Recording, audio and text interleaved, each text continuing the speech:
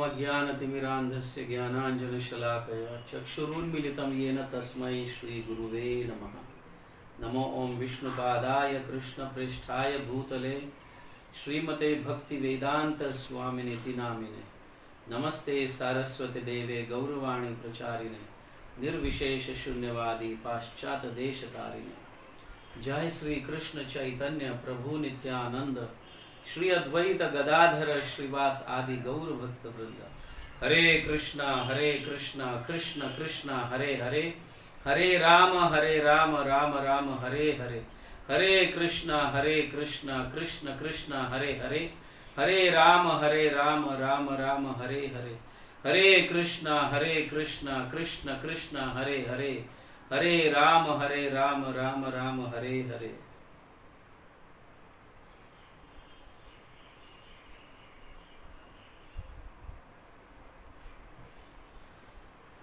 हरे कृष्णा। सभी भक्तों का स्वागत है गौर भक्त वृंद दर्शन सीरीज में। आज हम चर्चा करेंगे श्री भूगर्भ गोस्वामी के विषय में। यहाँ पे साधना दीपिका इस ग्रंथ में ऐसा दिया है, भूगर्भ गोस्वामी जो है लोकनाथ गोस्वामी के चाचा थे। चाचा जिसको हम काका भी कहते हैं, चाचा मतलब उनके भाई के, उनके पिता के बड़े भाई या छोटे भाई, चाचा। तो ये साधना दीपिका में कहा गया है।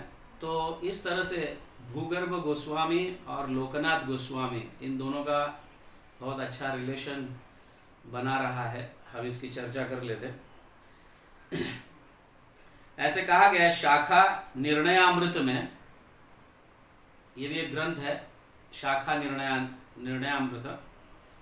तो वहां पे गोस्वामीनम च भूगर्भम भूगर्भोत्तम सुविश्रुतम सदा महाशयम वंदे, महाशय सदा महाशयम वंदे कृष्ण प्रेम प्रदाम प्रभुम श्रील गोविंद देवस्य सेवा सुख विलासिनाम दयालुम प्रेमादम स्वच्छम नित्यम आनंद विग्रहम, ऐसा कहा गया है। गोस्वामीनम च भूगर्भम मतलब भूगर्भ गोस्वामी जो है, इनका वर्णन है यहाँ पे।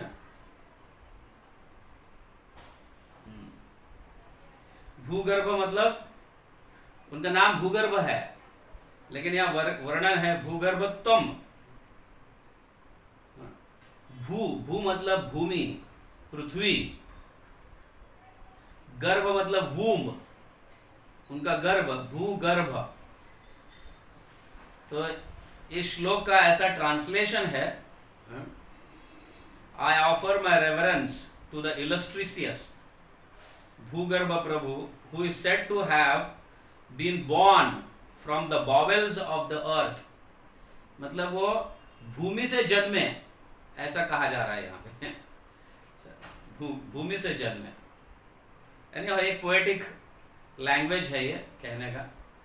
भूगर्भ, भूगर्भ।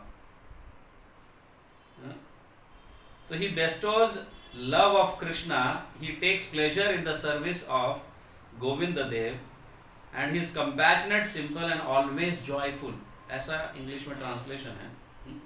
So भूगर्भ का अर्थ है भूमि के गर्भ से उत्पन्न होना। ऐसे भी कहा गया है कि भूगर्भ गोस्वामी जो है उनकी साधना जो है गुफा में, मतलब भूमि के अंदर जो गुफाएं होती है, ऐसे गुफा में बैठकर वो साधना करते थे।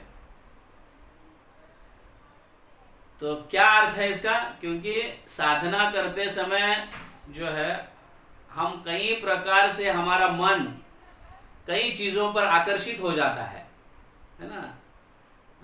मैं कई बार हम भक्तों को ऐसा कहते रहता हूं, आप सभी भक्तों को, कि साधना करनी है तो सूर्योदय होने से पहले अपनी साधना को खत्म करो, क्योंकि जैसे ही उजाला छा जाता है, सूर्य की किरणें छा जाती है, तो बहुत कुछ चीजें दिखने लगती है।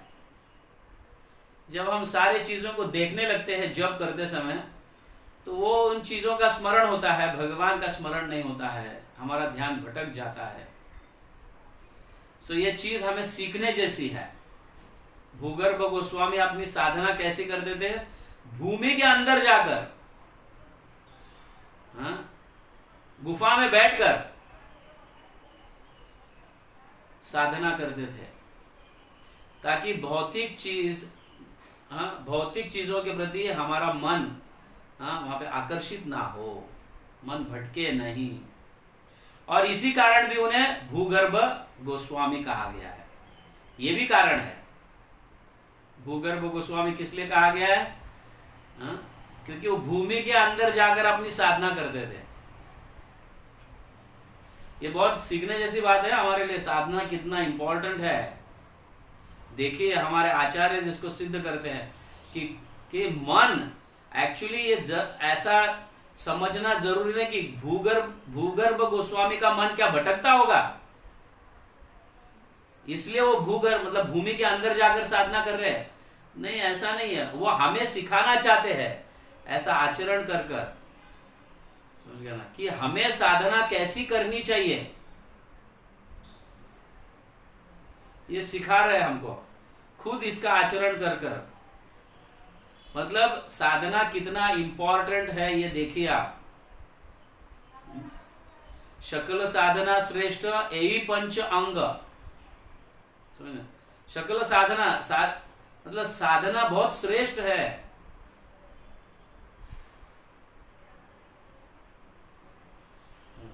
ऐसा भी कहा है, बहुशास्त्र बहुवाक्य चित्त ब्रह्म है, साध्य साधना श्रेष्ठ न होय निश्चय।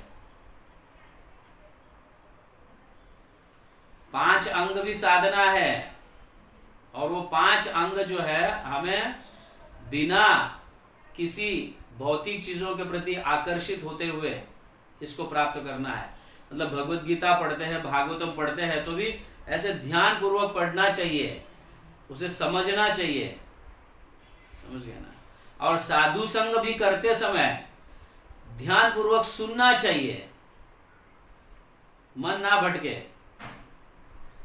जॉब करते समय भी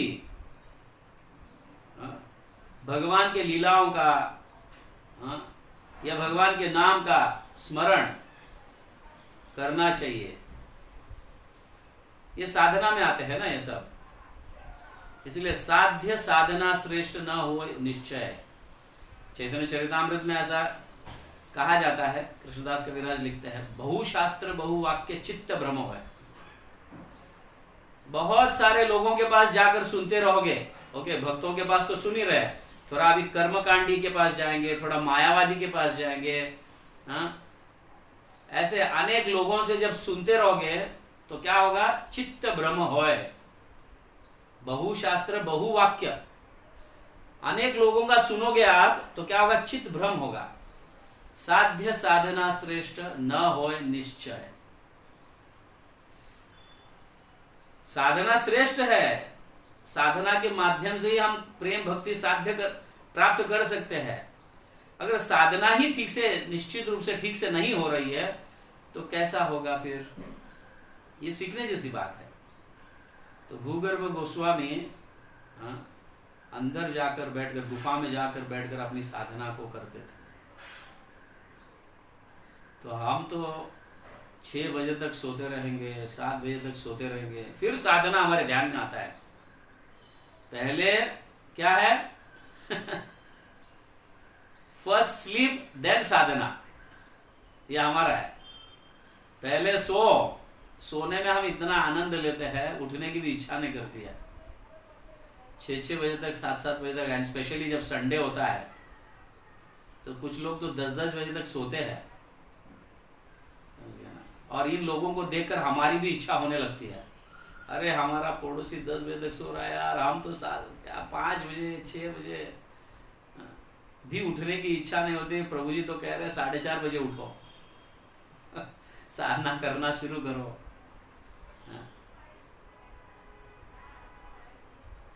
तो हमारे इन आचार्यों से हमें सीखना चाहिए, साधना बहुत इंपॉर्टेंट है और साधना ही भगवान की प्राप्ति कराती है, और साधना ही हमारा हल्का होगा, फुल्का होगा। हाँ, तो कैसे भगवान का प्रेम प्राप्त कर सकते हैं? तो भूगर्भ, इसलिए उनका नाम भूगर्भ दिया गया। भूगर्भ, भूमि के अंदर जाकर साधना करते थे। भूगर्भ सुविश्रुतम, भूगर्भोत्तम सुविश्रुतम मतलब प्रख्यात थे, फेमस, वेल नोन, इसके लिए फेमस थे वो। ऐसी साधना के लिए फेमस थे, ऐसा भी कहा जा सकता है। सदा महाशयम वंदे, ऐसे ऐसे महाशयम, इनको मैं वंदे, उनको प्रणाम करता हूं। क्या? कृष्ण प्रेम प्रदान प्रभुम। हाँ, कृष्ण प्रेम प्रदान करने के लिए उत्साही रहते थे। उत्साही, प्रभु मतलब leader, to propagate the holy names of the lord. भगवान के नाम का वितरण करने के लिए, भगवान का प्रचार करने के लिए, प्रभु मतलब लीडर। कृष्ण प्रेम प्रदान, कृष्ण प्रेम प्रदान, कृष्ण प्रेम देने के लिए। कृष्ण प्रेम क्या है? गोलोकेर प्रेम धन हरिनाम संकीर्तन। कृष्ण प्रेम क्या है? हरिनाम संकीर्तन है। ये गोलोक का प्रेम धन है, और हमें हरिनाम संकीर्तन, कल भी मैं बता रहा था हरिनाम संकीर्तन कितना महत्वपूर्ण है, समझिए ना, बहुत महत्वपूर्ण है हरिनाम संकीर्तन। मैं कल बता रहा था, तत्व वस्तु कृष्ण, कृष्ण भक्ति प्रेम रूप, समझ रहे हैं?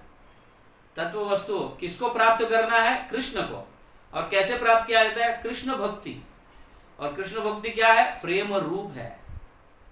ये रूप है, कृष्ण भक्ति प्रेम रूप है। आगे कहा है नाम संकीर्तन सदा आनंद स्वरूप। नाम संकीर्तन, भगवान के नाम का उच्चारण करना और संकीर्तन, अनेक भक्तों के साथ बैठकर उनके समूह में भगवान के नाम का जप करना, कीर्तन करना, भगवान के गुणगान का वर्णन करना, उसको श्रवण करना, ये क्या है? नाम संकीर्तन सदा आनंद स्वरूप। आनंद का स्वरूप है, इससे ही आनंद प्राप्त होता है, समझे? इस तरह से ये है प्रेम। और ये कोई साधारण प्रेम नहीं है, ये गोलोक धाम से आया हुआ प्रेम है। और हम बड़े भाग्यशाली हैं, कलयुग के ये जीव, समझ गए? कलयुग के ये जीव बड़े भाग्यशाली है कि उन्हें ऐसा प्रेम प्राप्त हो रहा है जो अन्य युगों में नहीं हुआ करता था। तो ये प्रेम प्राप्त संकीर्तन के माध्यम से हो रहा है, भगवान के नाम के उच्चारण के माध्यम से हो रहा है। तो कैसी होनी चाहिए हमारी साधना, आप सोचिए जरा। हम बहुत लाइटली लेते हैं साधना को, जब करते करते किसी से भी बात करना, जब करते करते कुछ भी देखते रहना, जो चीज़ दिखता है जब करते समय उसका स्मरण करना। असली स्मरण क्या करना चाहिए, क्या नहीं, ये भूगर्भ गोस्वामी हमें बता रहे हैं, समझ गया? क्या है? कृष्ण प्रेम प्रदान प्रभु श्रील गोविंद देवस्य सेव सुख विलासनम। गोविंद के दास बनकर सेवा सुख विलासिनाम, मतलब सेवा में आनंद लेने वाले। भूगर्भ गोस्वामी कैसे है? सेवा में, गोविंद की सेवा करने में आनंद लेने वाले। गोविंद की सेवा क्यों? क्योंकि हमारे इंद्रियों को आनंद मिलता है। गोविंद की सेवा करने से हमारे इंद्रियों को आनंद मिलता है। सेवा विलासिनाम, सेवा में सुख प्राप्त होता है, आनंद प्राप्त होता है। ये उनका वर्णन है यहाँ पे शाखा निर्णय अमृत में कहा गया। और कैसे है? दयालुम प्रेमदम स्वच्छम नित्यम आनंद विग्रहम हर हमेशा आनंदित रहने वाले, हंसते रहने वाले और दूसरों को भी आनंद देने वाले। स्वच्छ मतलब निर्मल मन के, सिंपल लिविंग, हाई थिंकिंग। क्या है? दयालुम प्रेमदम स्वच्छम नित्य आनंद विग्रहम, ऐसा कहा गया। दया, दयालु है, compassionate to the fallen souls, very compassionate. पहले पहले दौड़े जाएंगे। हाँ, कहीं अगर दया देना है तो पहले भूगर्भ पहले दौड़े जाएंगे, दौड़कर उनको उनको प्रचार करेंगे। ऐसा दयालु, वेरी कंपैशनेट।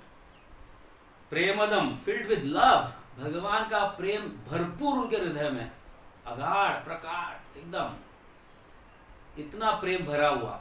अब ये भरेगा, प्रेम जब भरता है और भर कर उभरने लगता है तो स्वाभाविक है ना, जिसका भरा हुआ घड़ा है, जिसके पास बहुत भरा हुआ है, वही दूसरों को दे सकता है। हमारे पास कुछ है ही नहीं है तो हम कहां से देंगे?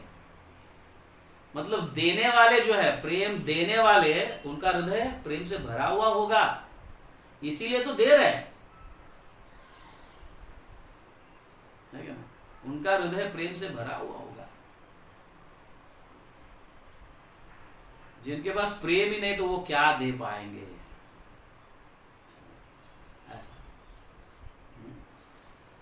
प्रेमदम स्वच्छम, तो ये देने में भी बहुत आनंद उनका अनुभव मतलब रहा है। जब देते हैं, प्रेम प्रदान करते हैं, हरिनाम देते हैं, वितरण करते हैं। हम सब जानते हैं, जब हम एक भगवत गीता का वितरण करते हैं तो प्रभु प्रभु मैंने एक भगवत गीता भेजा, कितना आनंद हो जाता है, उसको खुशी हो जाती है। एक भगवत गीता, सोचो 10 करेंगे तो क्या होगा, सोचो 100 करेंगे तो क्या होगा। स्वाभाविक है, जब हम देते हैं तो हमको आनंद प्राप्त होता है। समझे ना? जब हम देते हैं तो आनंद प्राप्त होता है, ये भूलना नहीं हम कभी। समझे?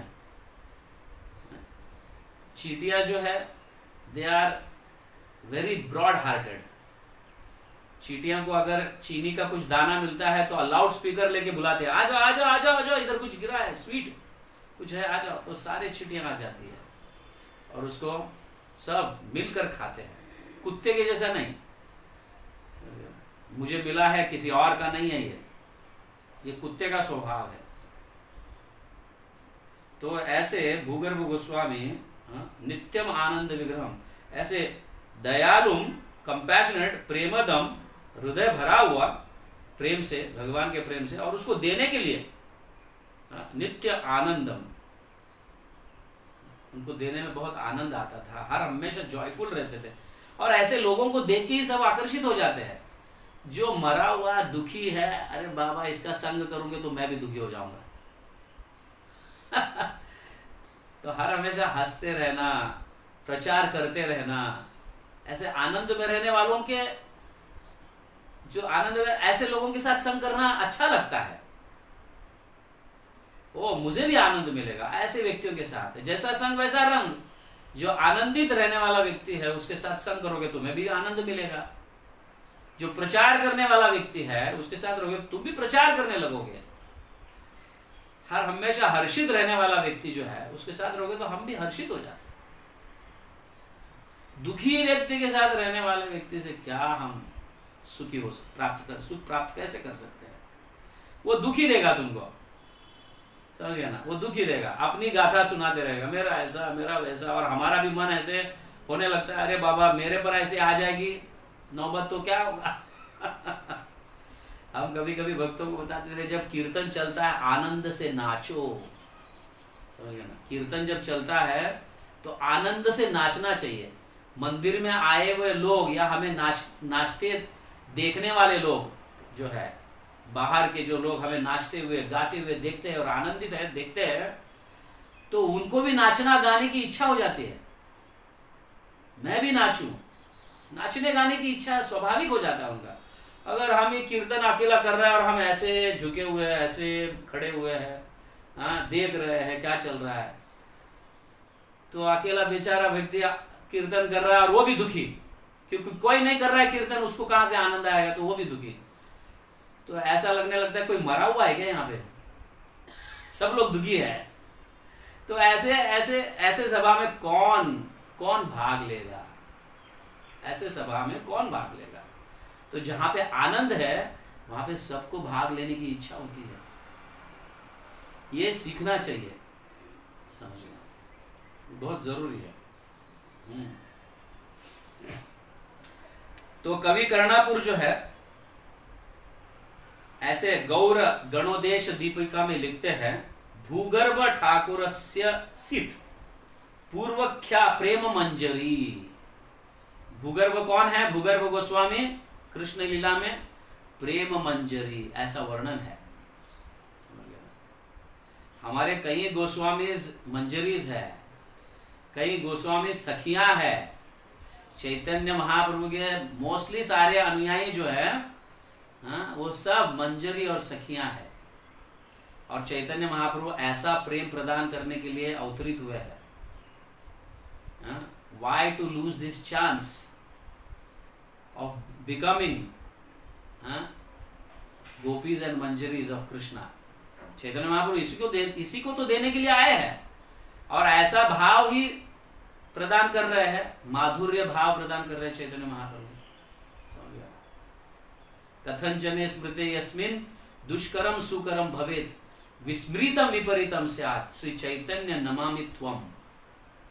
कथंचने स्मृते यस्मिन् दुष्करम सुकरम भवेत्। चैतन्य महाप्रभु का स्मरण या चैतन्य महाप्रभु को ध्यान में रखते हुए जो भजन करता है, सेवा करता है, उसे स्वाभाविक रीति से नेचुरली उसे जो किसी को प्राप्त नहीं होता है ऐसी चीज भी प्राप्त होती है। मतलब गोपी भाव, माधुर्य भाव प्राप्त होता है।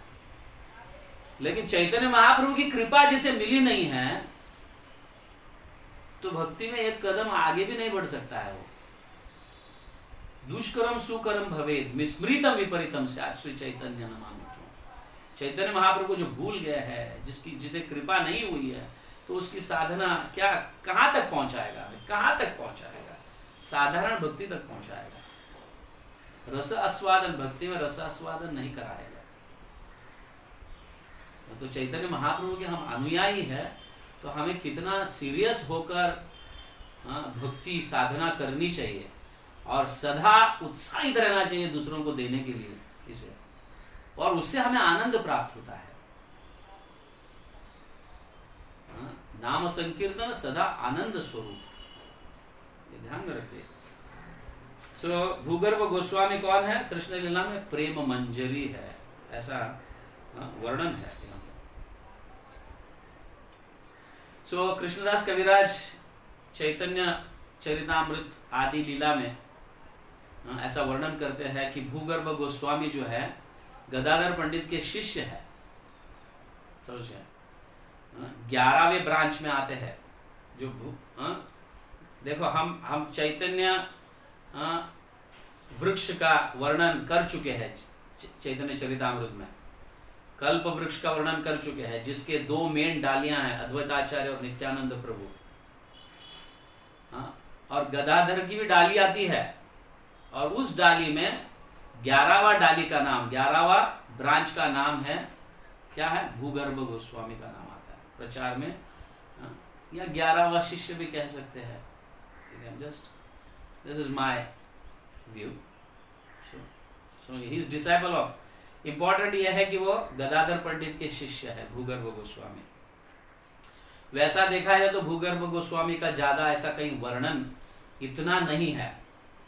कहीं स्क्रिप्चर्स में हम देखे हैं कि उनका इतना वर्णन नहीं है, जैसे लोकनाथ गोस्वामी का भी, श्री लोकनाथ गोस्वामी का भी इतना ज्यादा वर्णन नहीं है।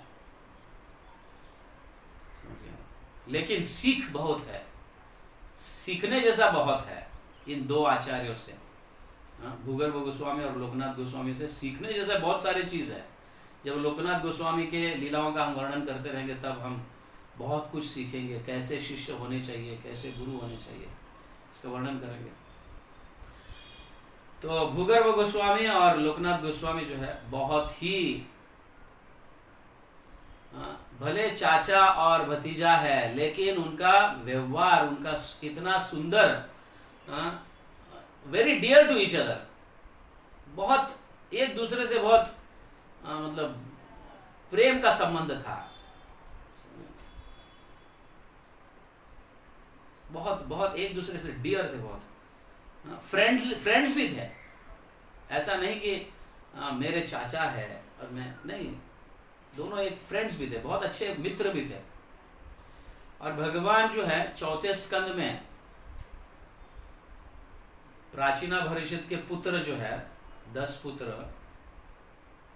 जाकर साधना करते हैं कि सरोवर में खड़े रहकर 10,000 साल तक साधना करते हैं। साधना कर उनकी साधना, उनकी मतलब दोनों 10 भाई है, बट इतना उनका एक दूसरे के साथ स्नेह इतना था कि एक कुछ कहता है तो सारे लोग मान लेते उसे, सारे अन्य बाकी के सारे भाई मान लेते चुपचाप। इतना जबरदस्त स्नेह, इतना जबरदस्त विश्वास दोनों में, 10 के 10 में विश्वास। तो जब भगवान प्रकट होते हैं और कहने लगते हैं कि मैं तुम्हारे मैत्री से, तुम मतलब भाई हो सब, आप 10 के 10 आप भाई हो, लेकिन तुम्हारी मैत्री इतना अच्छा है, घनिष्ठ है, इतना गूढ़ है, यूनाइट है, तुम 10 के 10 भाई में इतनी यूनिटी है, इसको देखकर मैं बहुत संतुष्ट हो गया और तुम्हें वरदान देता हूं, तुम्हें जो कुछ चाहिए वो मांगो। भगवान स्वयं अपने आप को देने के लिए भी तैयार थे उनको।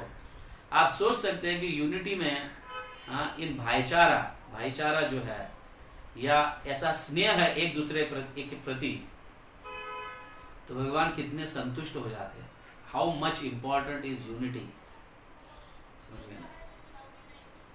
तो प्रभुपाद हर हमेशा कहते थे, तो यूनिटी कहां से बनता है? जब एक दूसरे से कोऑपरेट करोगे, तो एक दूसरे के प्रति प्रेम रहेगा, तो समझ गए ना, तो ही हम यूनाइट रह सकते हैं ना। सो यूनिटी बहुत इंपॉर्टेंट है। तो भगवान भी ऐसे यूनिटी से, ऐसे कोऑपरेशन से, ऐसे प्रेम से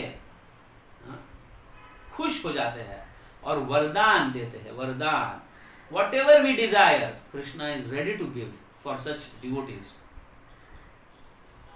You desire, Krishna will give, but you should have this love, cooperation and unity. ये 3 चीजें होनी चाहिए।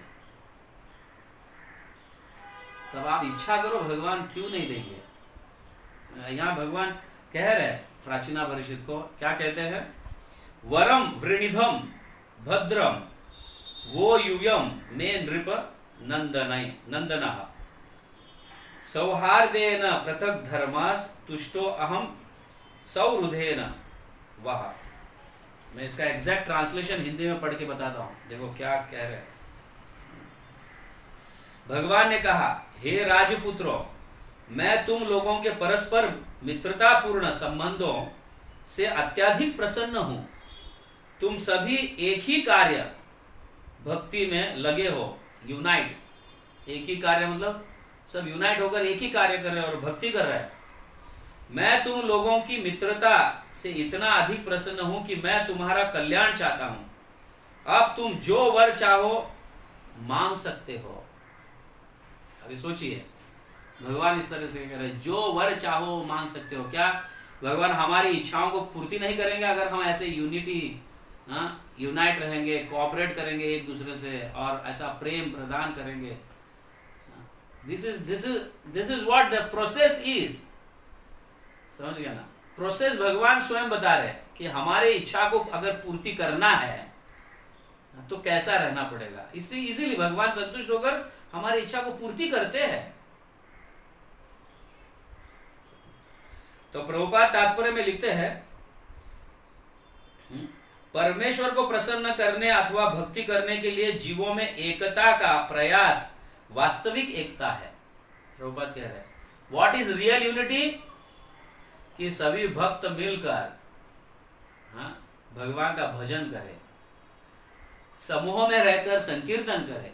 This is unity. Sankirtan is unity. समझ गए ना? Try to understand this. भौतिक जगत में ऐसी एकता संभव नहीं है। क्यों संभव नहीं है? क्योंकि भौतिक लोग जो है अपनी इंद्रिय तृप्ति के लिए,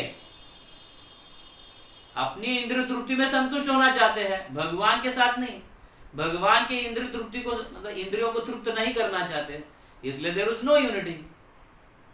हर व्यक्ति दे आर सेल्फिश, मैं संतुष्ट हो जाऊं, मैं संतुष्ट हूं। बट यहां पे कैसे है कि दूसरे संतुष्ट हो जाए, that is unity, that is cooperation, that is love. Is it clear? समझ में आ रहा है? यस। सो इस तरह से इन दोनों में इतना स्नेह था, इतनी मैत्री थी दोनों में, लोकनाथ गोस्वामी भूगर्भ गोस्वामी में। ये पूरा विख्यात, जग विख्यात था। ओ, लोकनाथ गोस्वामी मतलब भूगर्भ गोस्वामी, भूगर्भ गोस्वामी मतलब लोकनाथ गोस्वामी। समझ गया? दो शरीर और एक ही स्पिरिट। स्पिरिट मतलब एक ही कहना, एक व्यक्ति ने कुछ कहा मतलब दूसरा मान ही लेना चाहिए, बस मैं उसके साथ सहमत हूं, देयर इज नो डाइवर्जन। भूगर्भ गोस्वामी अगर कुछ कहे तो लोकनाथ गोस्वामी को मान ही लेना चाहिए, अगर लोकनाथ गोस्वामी कुछ कह रहे तो भूगर्भ गोस्वामी को मान ही लेना चाहिए। और ये विख्यात था, पूरा जग जानता था इन दोनों के मैत्री और इन दोनों का स्पिरिट जो है, they are so much united, so much united. और वैसे लोकनाथ गोस्वामी को तो डायरेक्ट चैतन्य महाप्रभु वृंदावन जाने के लिए कहे हैं, वृंदावन जाओ तुम, and he is direct disciple of Chaitanya Mahaprabhu Lokanath Goswami. और भूगर्भ गोस्वामी को चैतन्य महाप्रभु सपने में आके कहे कि तुम वृंदावन जाओ लोकनाथ गोस्वामी के साथ, और दोनों गए। चैतन्य महाप्रभु की आज्ञा का पालन किया उन्होंने, दोनों तुरंत निकले और सारे 12 वन जो है ना, वृंदावन के 12 वन, इन्होंने ये दोनों मिलकर खोज के निकाले हैं, वृंदावन के सारे 12 वन। क्या कहते थे? यहां पे वर्णन है ऐसा कि वृंदा देवी जो है, जो वृंदावन की या ब्रज की जो मेन डीटी है, डीटी, रो रो कर कहते थे, हे मधुवन, हे तालवन, हे काम्यवन, इस तरह से चिल्लाते थे, रोते थे। समझ गया ना? तो जब इस तरह से चिल्लाना, इस तरह से रोना, ऐसा भाव ये वृंदा देवी देखती है और मैनिफेस्ट होकर सभी सारे 12 वन कहां पे है इसका दर्शन कराती है। समझ गया ना? इन दोनों को वृंदा देवी जो है, ब्रज भूमि की जो मेन डीटी है, राधा रानी की क्या है? वृंदा देवी राधा रानी का एक्सपांशन है, विस्तार रूप है वृंदा देवी। वृंदा देवी राधा रानी की स्वयं विस्तार रूप है, और कृष्ण लीला के लिए इतना सुंदर सारे योजना करती है वृंदा देवी, कृष्ण की इच्छा के अनुसार। तो ये 12 वन जो है वृंदा देवी दर्शन कराती है भूगर्भ गोस्वामी और लोकनाथ गोस्वामी को। ये वन यहाँ पे है, ये वन यहाँ पे है, ये वन यहाँ पे है,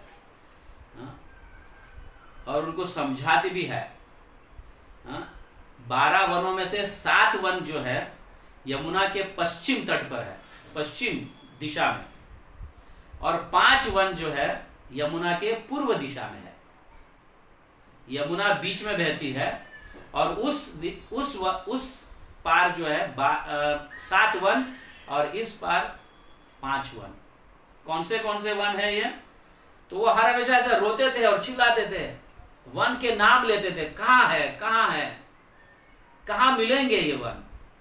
जब ऐसे ये रोते हुए, चिल्लाते हुए, ऐसे कॉल करते हुए, तो वृंदा देवी देखकर मैनिफेस्ट हो जाती है और उनको बता देती है कि ये वन यहाँ पे है, यमुना के उस तट पर 7 है, यमुना के इस तट पर 5 है। समझ गया ना? इस तरह से दर्शन करवाया।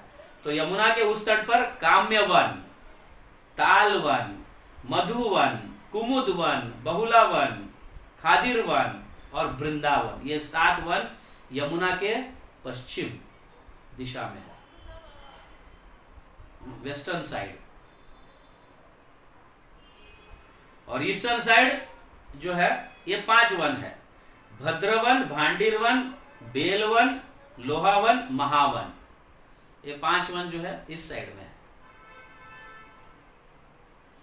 और ये 5 वन जो है, हाँ, ये बलराम के अधीन में है। और 7 वन जो है यमुना के उस तट पर, वो कृष्ण के अधीन में है। समझे ना? 7 वन कृष्ण के अधीन में। He is in charge of 7 forest and Balram is in charge of 5 forest.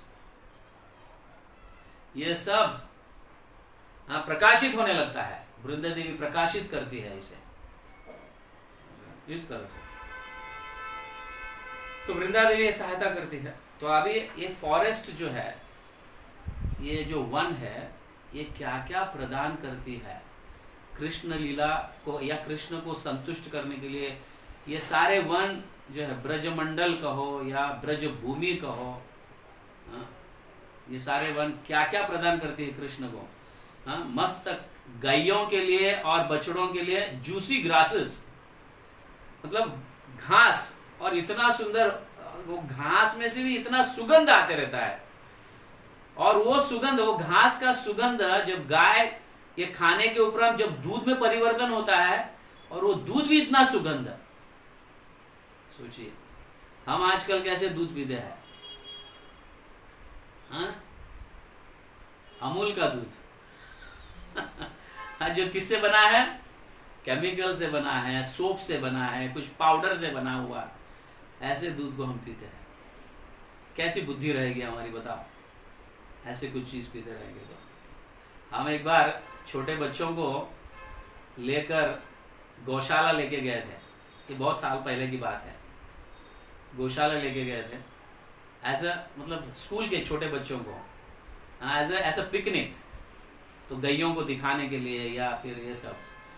तो देखा हम जब लंच का टाइम हुआ था, तो बच्चे ज्यादातर भूखे रहते हैं। तो भूखे, तो जहाँ पे खाना परोसा है वहां पे आना चाहिए ना। तो वहां नहीं आकर कहीं और जगह खड़े रहकर, ऐसा मतलब पूरे सारे बच्चे एकदम समूह बनाकर, टोली बनाकर खड़े थे। मैंने देखा बच्चे कि वहां पे क्या कर रहे हैं खड़े रहकर। This was not lunch time, this was breakfast time उस समय। तो सारे बच्चे देख रहे थे कि ये हमारा एक भक्त दूध धो रहा है, गैयों के स्तनों से दूध धो रहा है।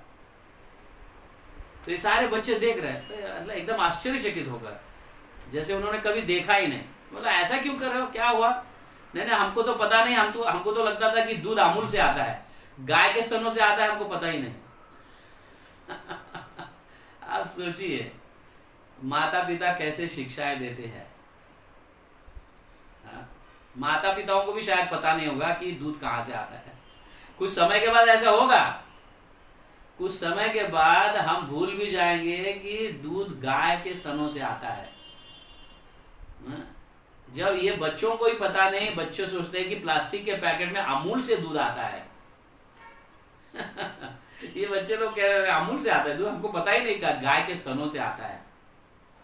अब सोचो क्या हाल होगा हमारे देश का, क्या हाल होगा फ्यूचर पीढ़ी का। तो एक्चुअली इसका जो क्या कहते हैं, ये दोष जो है ना बच्चों का नहीं है, माता पिता का दोष है। माता पिता बच्चों को सिखाते ही नहीं है। कभी उन्होंने ना रामायण की कथा अपने बच्चों के सामने कही होगी, ना फिर महाभारत की कथा, या ना कभी भगवान के विषय में चर्चा की होगी।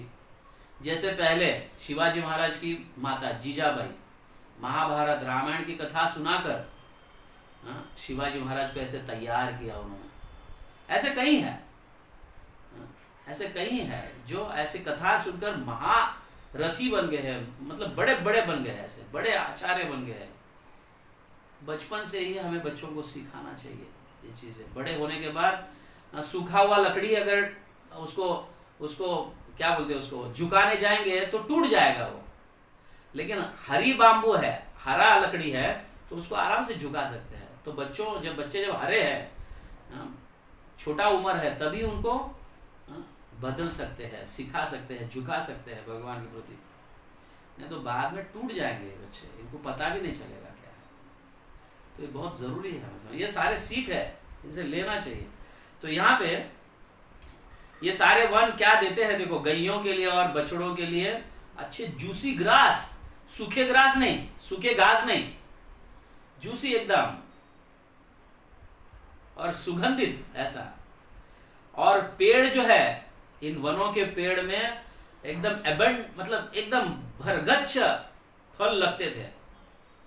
और जैसे ही कृष्ण उस वन से गुजरते थे तो सारे पेड़ झुक जाते थे, ताकि कृष्ण को ज्यादा तकलीफ ना हो उठाने के लिए, तोड़ने के लिए, तुरंत ही आराम से तोड़ सकते। तो एक्चुअली प्रणाम करते थे सारे, जैसे ही कृष्ण आते थे सारे सारे पेड़ झुक कर प्रणाम करते थे। देखो कितनी अद्भुत पेड़ है ये वृंदावन के, या फिर इन ब्रजभूमि के पेड़, as if they have personal forms, जैसे उनको स्वरूप है और वो समझते हैं भगवान आए हैं, हमें झुकना चाहिए, प्रणाम करना चाहिए। ये ऐसे पेड़। हम तो कभी कोई भक्त मिलता है तो हरे कृष्ण भी नहीं मिलते हैं, जाने दो, उस साइड से जा रहा है ना, जाने दो। हमारा भक्तों का स्वभाव कैसा है, बिल्ली और चूहे के जैसा है। अरे बिल्ली आ गई, चूहा यहां से भागेगा। समझ गया ना? ऐसा हमारा एक दूसरे के प्रति है। बिल्ली आ गई तो चूहा कैसे एकदम मुंह छिपाकर भागता है, ऐसे।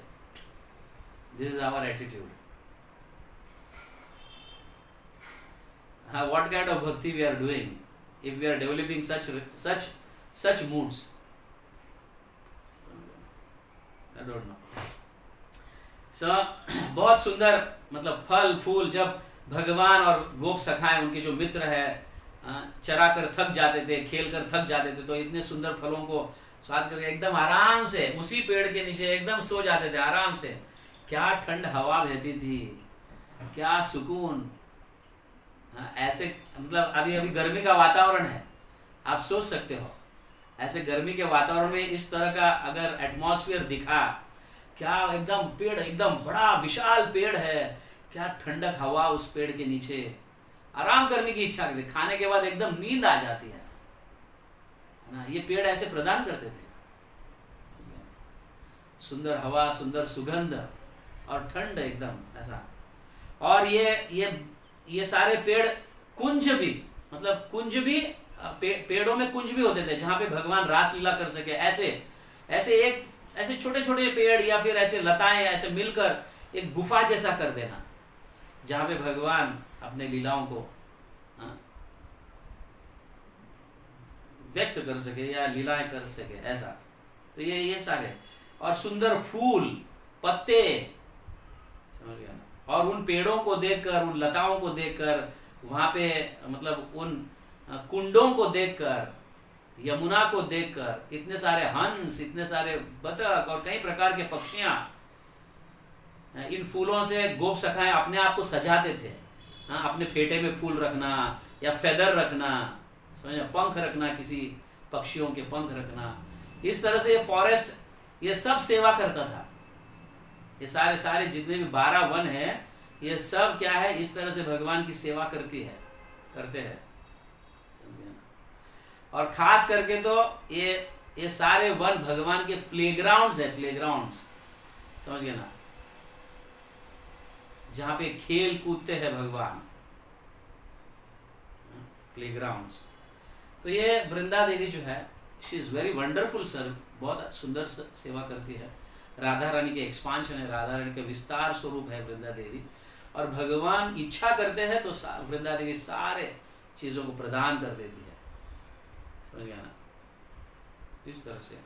तो ये वन जो है, ये 12 वन जो है, ये भूगर्भ गोस्वामी और लोकनाथ गोस्वामी इसको ढूंढ के निकाले हैं। एक्चुअली ये they are the most senior duties. सबसे पहले जो चैतन्य महाप्रभु आदेश दिए थे वृंदावन जाकर सारे लीलाओं का जो है उसको मैनिफेस्ट करना या उसको प्रकट करवाना, तो पहला जो कार्य सौंपा गया था वो भूगर्भ गोस्वामी और लोकनाथ गोस्वामी को। बाद में रूप गोस्वामी, सनातन गोस्वामी गए और अन्य लीला स्थलियों का फिर उन्होंने प्राकट्य किया। तो इस तरह से सारे हमारे आचार्य इस भूमियों का वर्णन किया। तो नरोत्तम दास ठाकुर अपने भजन में ऐसे लिखते हैं कि मैं कितना अभाग्यशाली हूं, मेरा कहीं आयु तो एकदम ऐसे एबॉमिनेबल एक्टिविटीज, ऐसे ऐसे कर्म करते करते मैंने मेरे जीवन को गुजारा, समझ गया ना। और मैं उनकी ना सेवा कर पाया, कुछ नहीं कर पाया। ऐसे कैसे? भूगर्भ गोस्वामी, लोकनाथ गोस्वामी की सेवा वगैरह इतना नहीं कर पाया। ऑफकोर्स नरोत्तम दास ठाकुर जो है लोकनाथ गोस्वामी के शिष्य है, एक ही शिष्य, लाइफ में एक ही शिष्य लोकनाथ गोस्वामी बनाए, वो है नरोत्तम दास ठाकुर। वो वर्णन करते हैं कि मैं भूगर्भ गोस्वामी की कुछ सेवा नहीं कर पाया, मेरा ज्यादातर लाइफ जो है ऐसे अपने डेली एक्टिविटीज में गए, भक्ति में मैं बाद में आया, ऐसा उनको कहना चाहते हैं।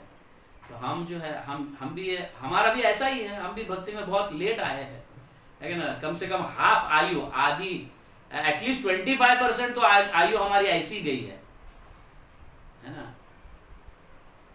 तो यहाँ पे राग भक्ति को मैं कैसे प्राप्त करूंगा, ऐसे आचार्य अभी नहीं रहे तो मैं कैसे प्राप्त करूंगा, ऐसे वो लिख रहे। How can I achieve my goal of life, मेरे जीवन को मैं सार्थक कैसे बनाऊंगा, क्योंकि मैं उनकी कुछ सेवा ही नहीं कर पाया, उनकी सेवा ही नहीं कर पाया मैं, तो मैं कैसे अपने जीवन को सार्थक। तो भगवान के भक्तों की सेवा कितना महत्वपूर्ण है, देखो भगवान वैष्णव की सेवा करने से हमें हमारा जीवन सार्थक हो जाता है, बहुत इंपॉर्टेंट है। तो इस तरह से वर्णन है। और भूगर्भ गोस्वामी की समाधि जो है हम देखते हैं राधा दामोदर मंदिर में है, जहाँ पे रूप गोस्वामी की समाधि, रूप गोस्वामी की जो भजन कुटीर है, उन दोनों के बीच में मतलब थोड़ी दूरी पर जब हम परिक्रमा करते हैं तो भूगर्भ गोस्वामी की समाधि को भी परिक्रमा करते हैं। भूगर्भ गोस्वामी की समाधि राधा दामोदर मंदिर में है, और राधा दामोदर मंदिर में 4 विग्रह है, आप जानते हैं ना। सबसे पहला बड़ा विग्रह जो है राधा वृंदावन चंद्र, कई बार मैं इसको वर्णन कर चुका हूं और मैं बार बार करता रहूंगा, ताकि मैं इसलिए करता हूं क्योंकि यहाँ पे प्रभुपाद का भजन कुटीर है। प्रभुपाद पाश्चात्य देश में जाने से पहले भागवतम की रचना इस राधा दामोदर में मंदिर में बैठकर लिखा है, उन्होंने रचना की है भागवतम का पहला स्कंद। That is why Radha Damodar temple is very very important for us. तो वहाँ पे प्रभुपाद का किचन भी है, जहाँ पे वो प्रसाद बनाते थे और प्रसाद लेते थे, और वहाँ पे उनका रेस्टिंग रूम भी है, भजन स्थली भी है। प्रभुपाद वहाँ पे बैठकर, और साक्षात इसका दर्शन होता था कि रूप गोस्वामी आकर मुझे आदेश दे रहे, मुझे आशीर्वाद दे रहे, ऐसा भी प्रभुपाद दर्शन किए हुए हैं। तो इस कोर्टयार्ड में ही, राधा दामोदर के कोर्टयार्ड में ही भूगर्भ गोस्वामी का समाधि है। तो भूगर्भ गोस्वामी की जो डीटीज का नाम है राधा छल चिकन, राधा छल चिकन भूगर्भ गोस्वामी की डीटीज है। ऐसे 4 डीटीज है वहां पे राधा दामोदर मंदिर में। सबसे पहले बड़े डीटीज जो है वो राधा वृंदावन चंद्र, जो कृष्णदास कविराज गोस्वामी के डीटीज है। कृष्णदास कविराज गोस्वामी के डीटीज है राधा वृंदावन चंद्र, और कृष्णदास कविराज गोस्वामी है कस्तूरी मंजरी। हम इसके डिटेल्स में चर्चा जब कृष्णदास कविराज के पास टाइम जाएंगे उस समय कर लेंगे, बट फिर भी जस्ट फॉर अ हिंट मैं बता रहा हूँ, कस्तूरी मंजरी है कृष्णदास कविराज, उनके डीटीज राधा वृंदावन चंद्र सबसे पहले और सबसे बड़े डीटीज। उसके बाद फिर ललिता आती है, ललिता सखी का भी डीटी है बीच में, और उसके बाद राधा दामोदर डीटीज है, विग्रह, उनके विग्रह स्थापित हुए हैं।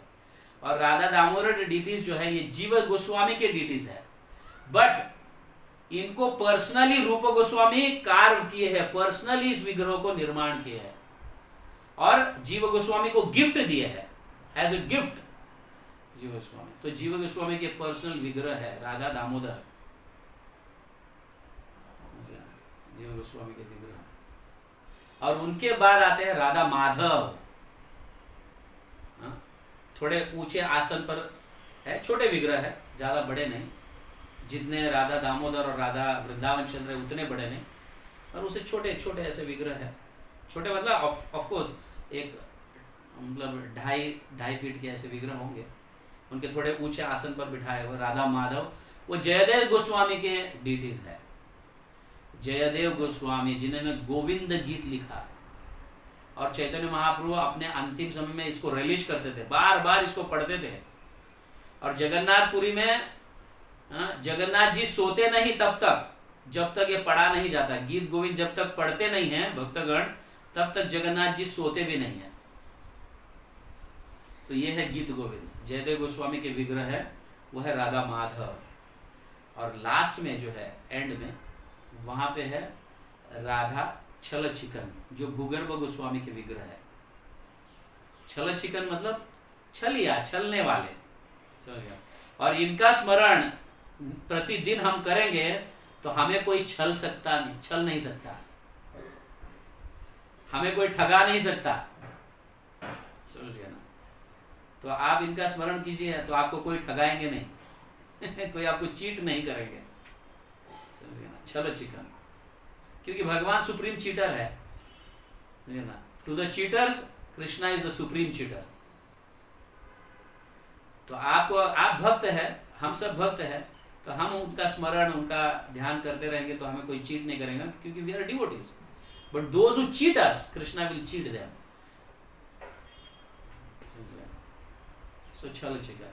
और साथ ही साथ आप जानते हैं वहां पे सनातन गोस्वामी को जो गोवर्धन शिला दी गई थी राधा दामोदर मंदिर में, अभी भी उसका दर्शन कर सकते हो। अगर एक उस पुजारी को 10 रुपए देंगे तो उस पे ऊपर से पर्दा हटाते हैं और हम उसका अच्छी तरह से दर्शन कर सकते हैं उस शिला का। सनातन गोस्वामी को दिए थे चैतन्य महाप्रभु ने ये शिला। चैतन्य महाप्रभु भगवान, क्योंकि चैतन्य सनातन गोस्वामी बहुत वृद्ध हो गए थे, तो फिर उन्होंने क्या किया, मतलब वो ऐसा देखा है तो सनातन गोस्वामी रोज गोवर्धन की परिक्रमा करते थे, लेकिन जब वृद्ध हो गए, परिक्रमा कर नहीं पा रहे थे, स्वयं भगवान कृष्ण ने ये शिला को दिए, अपने उनके ऊपर चरण रखकर, अपने बांसुरी रखकर, गैयों का मतलब गैयों का भी चरण रखकर, ऐसे चिन्ह है वहां पे। और भगवान की लाठी का भी चिन्ह है उस शिला पर। वो मेल्ट हो गए थे, रखने के ऊपर वो मेल्ट हो गए थे, और वो पूरा पत्थर मेल्ट हो गया, पूरा ये शिला मेल्ट हो गया, तो उसका चिन्ह आपको देखने मिलता है ये शिला। फिर सनातन गोस्वामी को भगवान कहे, आप सिर्फ 4 परिक्रमा करो, गोवर्धन परिक्रमा करने के समान है।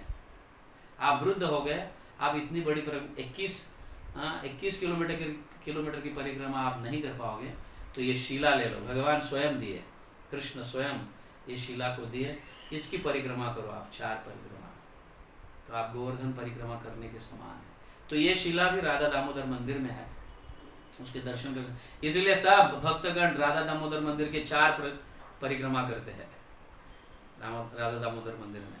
तो शिला के तो गोवर्धन परिक्रमा करने के समान है। सो इस तरह से इनका वर्णन है। यस, तो ऐसा भूगर्भ गोस्वामी का इतना कुछ ऐसा, मतलब उनका जन्म स्थान वगैरह ऐसा कुछ उल्लेख नहीं है। और लोकनाथ गोस्वामी का भी ऐसा ही है, ज़्यादातर छोटा वर्णन है। बट इनके लीला और इनके शिक्षाओं से बहुत कुछ सीख सकते हैं, इनकी लीलाओं में से बहुत कुछ सीख सकते हैं। जैसे हमने साधना कैसी करनी चाहिए, समझ गया।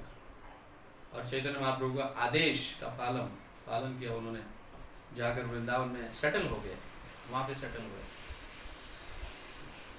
तो इस तरह से भूगर्भ गोस्वामी के लीलाएं हैं।